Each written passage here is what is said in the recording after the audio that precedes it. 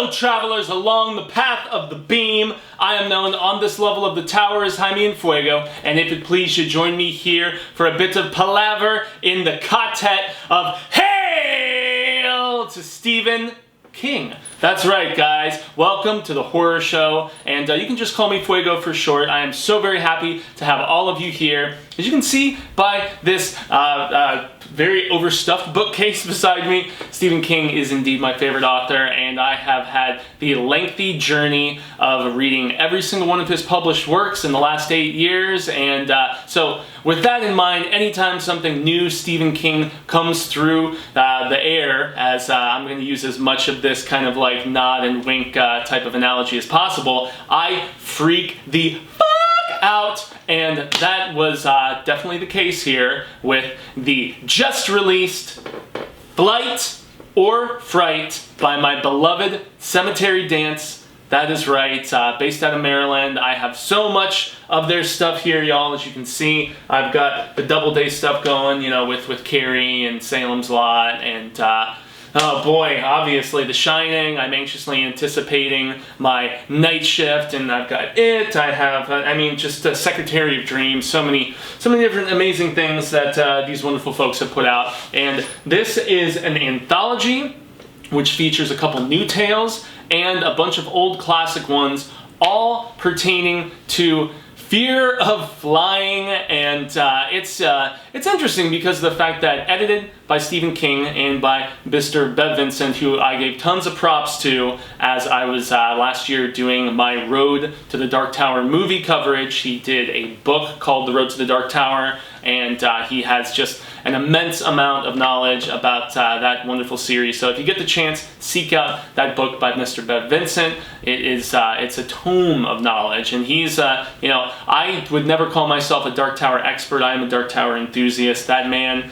he is on a level of the tower far beyond my own. But so Bev and Stevie K decided to put this collection of stories together, and it says 7 turbulent tales here, and it's got a very fun little, you know, just leaflet here. It says, fasten your seatbelts for an anthology of turbulent tales curated by Stephen King and Bev Vincent. This exciting new anthology, perfect for airport or airline reading, includes an original introduction and story notes for each story by Stephen King, along with brand new stories from Joe Hill, aka son of Stevie K, and Stephen King. Then they proceed. Stephen King hates to fly. I doubt he's the only one. Now he and co-editor Bev Vincent would like to share this fear of flying with you. Welcome to Flight or Fright, an anthology about all the things that can go horribly wrong when you're suspended 6 miles in the air, hurtling through space at more than 500 miles per hour, and sealed up in a metal tube like a coffin with hundreds of strangers. All the ways your trip into the friendly skies can turn into a nightmare, including some we'll bet you've never thought of before. But now, you will the next time you walk down the jetway and place your fate in the hands of a total stranger.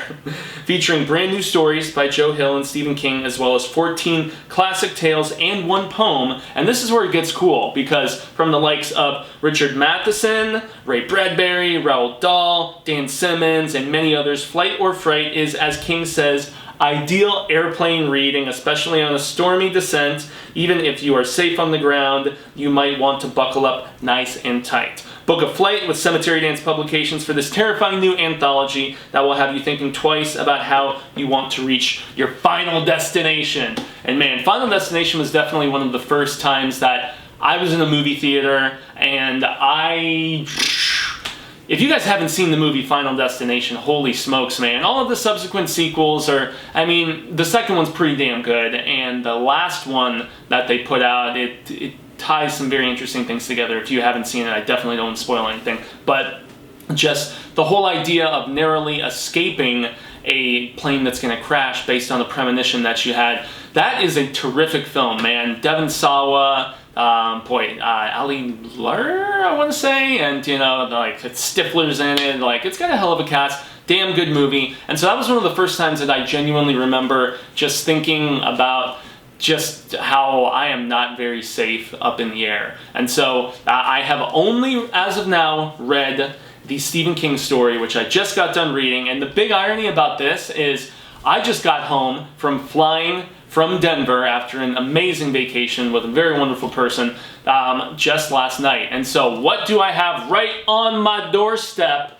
when I come home last night? And I flew at night, and of course we encountered some turbulence, guys, halfway through, because I'm flying, you know, I mean, God, Denver, Rockies, craziness like that. I'm not sure, like, if I was flying over Rockies coming from the desert, but don't nitpick me here. I was freaked out. Anytime you start getting the out of nowhere and you're up in this big floating metal coffin, like King described in his introduction, you're no doubt going to get freaked out. So coming home to this book sitting on my doorstep, I pre-ordered it months ago. It was very cathartic just reading this tale this afternoon after I got back home and stuff and got to actually sit down and read it. And it is a tale by King called The Turbulence Expert, and it's not super long, you know, it's about, it's like 16 pages, something like that, and without going into too much crazy detail, you basically meet this guy named Dixon, and he has just come from Seattle. He's in Boston, so, you know, he's in New England, you know, King's beloved stomping grounds and stuff.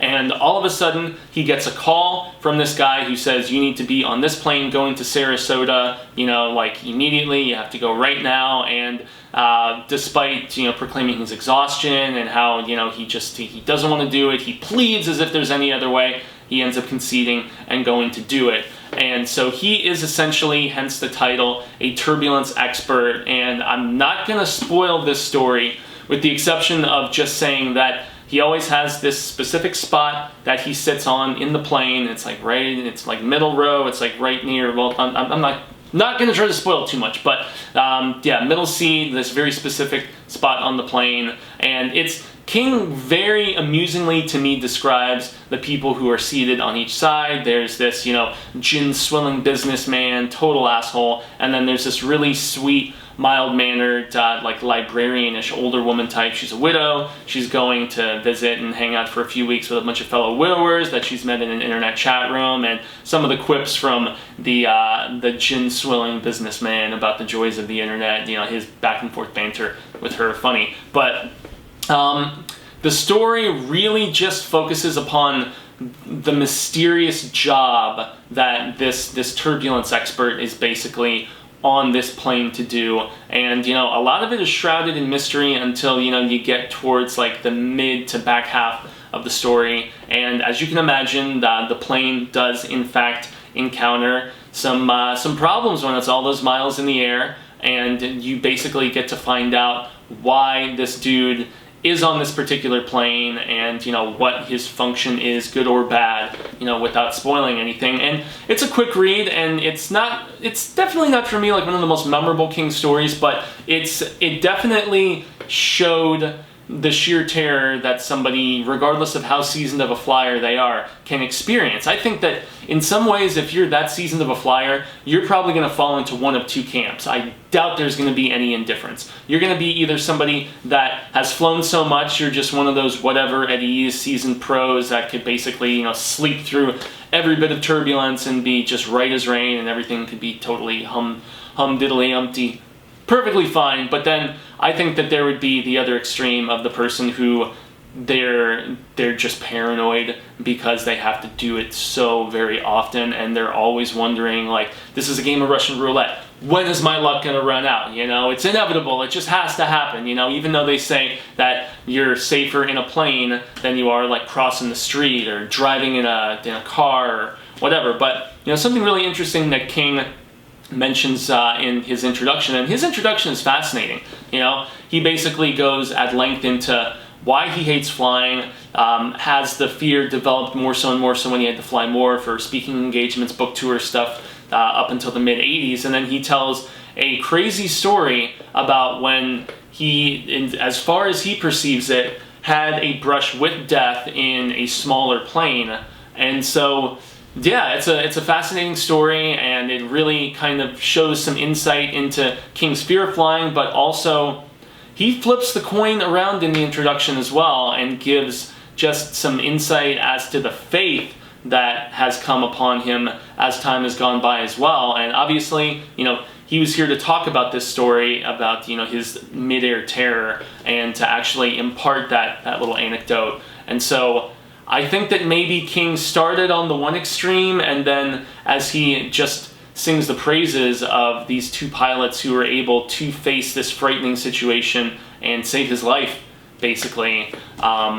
Yeah, it shows that I think King went from the one extreme that I mentioned, you know, in the ladder of the person who's constantly paranoid, to in fact now the person who feels a lot safer. Although perhaps it's just kind of sitting in the back of your head. But to speak a little bit more about this, I mean, you've got tales ranging from just like over 100 years old in some cases. I mean, you've got newer stuff like, you know, the one from Bev Vincent called Zombies on a Plane is from 2010. As I mentioned, the one that Joe Hill wrote, which is called You Were Released, which is what I'm probably going to read right after I get done filming this, as I'm waiting for this to upload to the YouTubies. That's a brand new story as well. But, I mean, the one from Dan Simmons, and I mean, Dan Simmons wrote Hyperion, for God's sake, and he also wrote The Terror, which was recently adapted on AMC, that a lot of people seem to love the hell out of. His is from the 80s. Where is it at? Yeah, 1988. But, I mean, there's stuff that stretches as far back as The Flying Machine by Ambrose Bierce from 1899. And the Sir Arthur Conan Doyle one is especially fascinating because this is from 1913, like just a few years after, you know, the Wright brothers had actually had their first flight, when planes were like this brand new thing.